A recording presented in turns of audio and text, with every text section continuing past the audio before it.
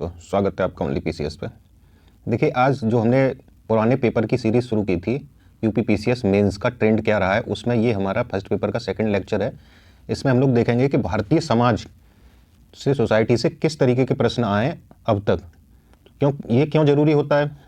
क्योंकि हम test series वगैरह सब कुछ देते हैं, लेकिन पुराने पेपरों को सही से समझते नहीं हैं और प्रश्न इतने साधारण होते हैं जिनको आप सीधा सीधा देखिए सिलेबस से उठा के पॉइंट आपके डाले गए।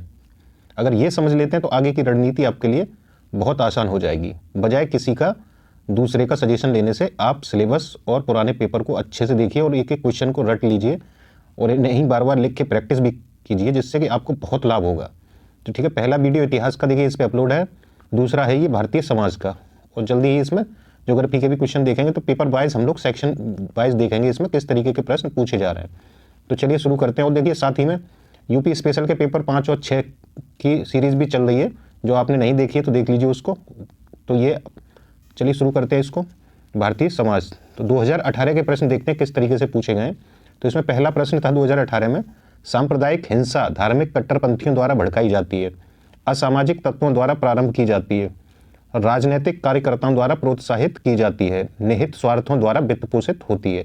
इस पर टिप्पणी करनी है सिर्फ, यानी इसी कथन को आपको एक्सप्लेन करना है। तो एग्जाम्पल के साथ में आपको दे देने, 2-3 एग्जाम्पल डाल देने हैं, जैसे मुजफ्फरनगर दंगों को डाल देना है, क्योंकि यूपी के संदर्भ में डालेंगे तो और बढ़िया है।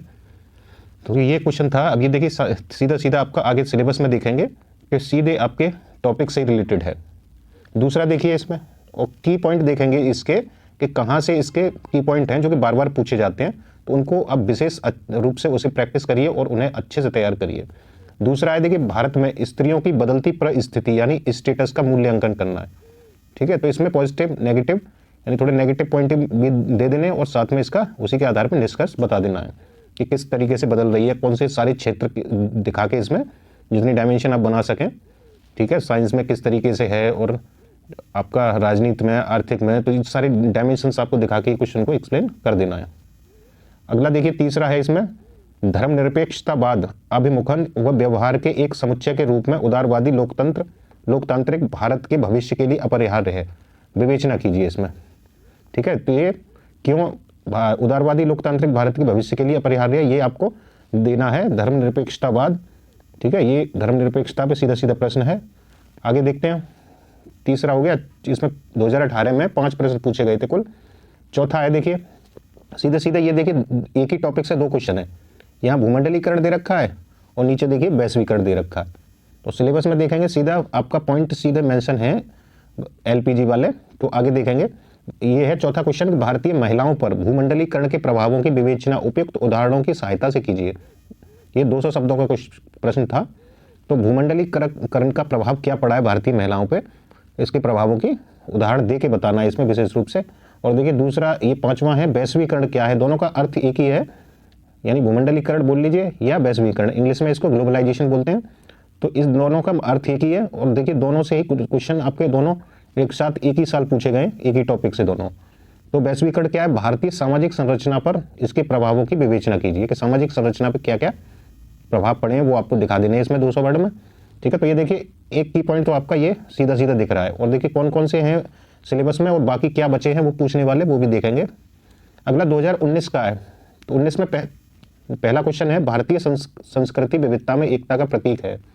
उपयुक्त उदाहरण देते हुए इस कथन का तार्किक विश्लेषण करना है आपको, कैसे है आपका विविधता में एकता। तो ये तो आप स्टार्टिंग का पहला ही चैप्टर आप देखेंगे तो मिल जाएगा। ठीक है, तो इसको 200 वर्ड में लिखना था। दूसरा था, धर्म तथा निर्जातीय हिंसा की राजनीति मूलतः धर्मनिरपेक्षतावाद तथा धर्मनिरपेक्षीकरण की राजनीति है। तो इसका समालोचनात्मक विश्लेषण कीजिए। ठीक है, ये भी धर्मनिरपेक्षता से संबंधित है। तो इस टॉपिक को वैश्वीकरण हुआ, धर्मनिरपेक्षता हुआ, तो ये आपके बहुत इंपॉर्टेंट है, बार बार रिपीट होते हैं ये। तो 2020 में कौन कौन से प्रश्न हैं वो देख लेते हैं।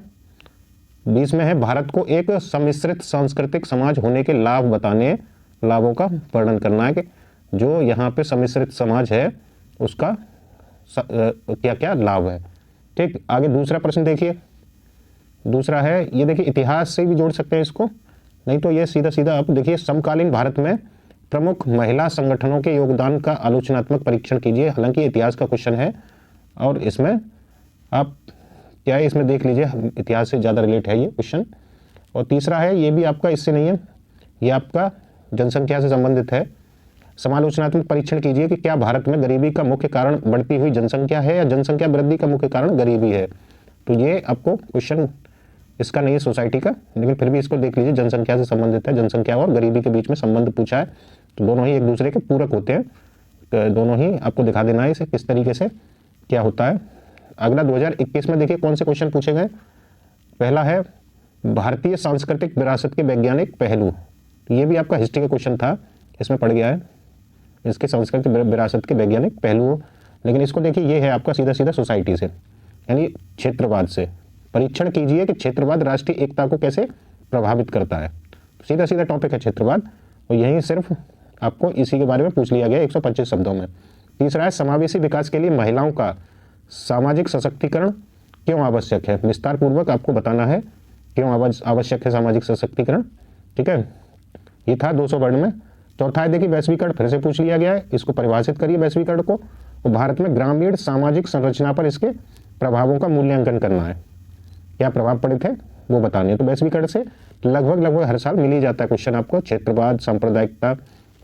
अगला देखिए 2022 का पहला प्रश्न है, सामाजिक सशक्तिकरण में सूचना प्रौद्योगिकी एवं अंतरजाल यानी इंटरनेट की भूमिका का मूल्यांकन करना है। किस किस तरीके से सामाजिक सशक्तिकरण हुआ है, 125 शब्दों में ये बताना था।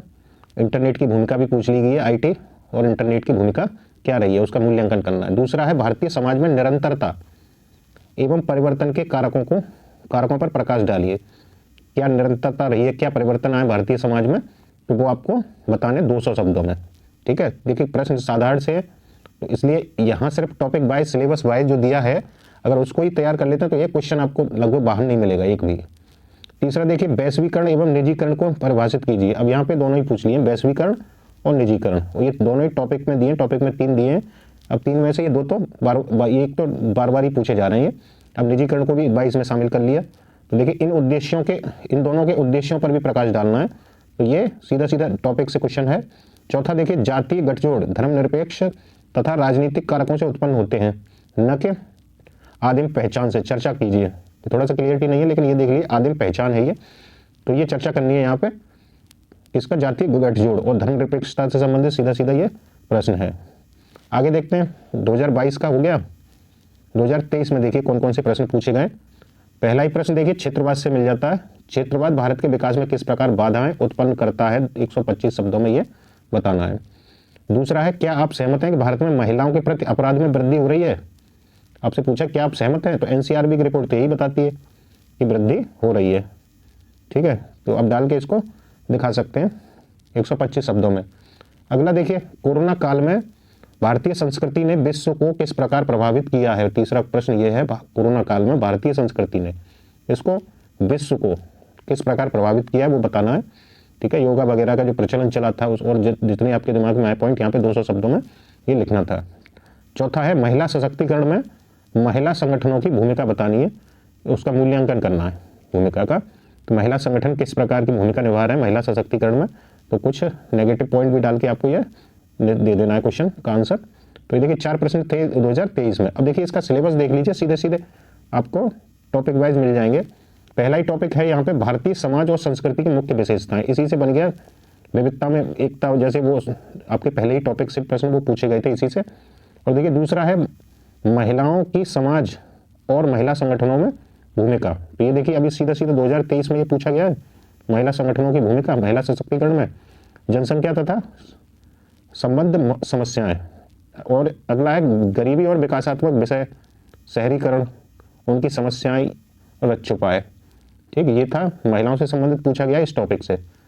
अब 8वां था इसमें, देखिए सीधा सीधा है उदारीकरण, निजीकरण और वैश्वीकरण, जो एलपीजी की कॉन्सेप्ट आया था 1991 में, तो उससे देखिए तीनों का ही अभिप्राय पूछा है यहाँ पे सिलेबस में, तीनों का ही अभिप्राय बताना है और उनका भारतीय समाज के कौन कौन से अर्थव्यवस्था नंबर 1, दूसरा है राज्य व्यवस्था, तीसरा है सामाजिक संरचना पे प्रभाव बताने हैं।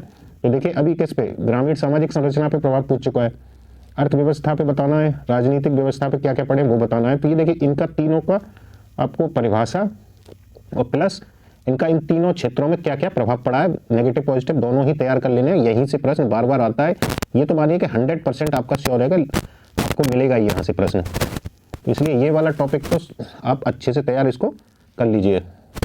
आगे देखते हैं। आगे है आपका सामाजिक सशक्तिकरण और सांप्रदायिकता, क्षेत्रवाद और धर्मनिरपेक्षता। अब ये देखिए सीधे सीधे प्रश्न यहाँ से आपको देखने को मिल गए हैं। तो यही सिलेबस था यहाँ तक। बाकी ये ज्योग्राफी का सिलेबस है और जनसंख्या का। तो ये देखिए सीधे सीधे कुछ ही टॉपिक हैं और यहाँ से 4 से 5 प्रश्न सीधे सीधे आपके एग्जाम में आते हैं और बहुत आसान है, छोटा सा सिलेबस है, आप इसको तैयार कर सकते हैं। तो इसी के अनुरूप अगर तैयारी करते हैं तो देखिए आपको ज़्यादा इधर उधर भागने की ज़रूरत नहीं पड़ेगी। आपका सेलेक्टेड मैटर हो और बार बार आपके पॉइंट रटे हुए हों, कुछ डेटा फैक्ट आपको याद हो, तो उसी से डील हो जाएगा आंसर। तो इसलिए इतना ही आप तैयार कीजिए इसमें, और इधर उधर भागने से अपना समय और संसाधन दोनों ही बर्बाद करना होता है। तो ठीक है, इसमें इतना ही है। आगे देखेंगे ज्योग्राफी का किस तरीके का ट्रेंड रहा है उसे भी। तो इसमें इतना ही। Thank you.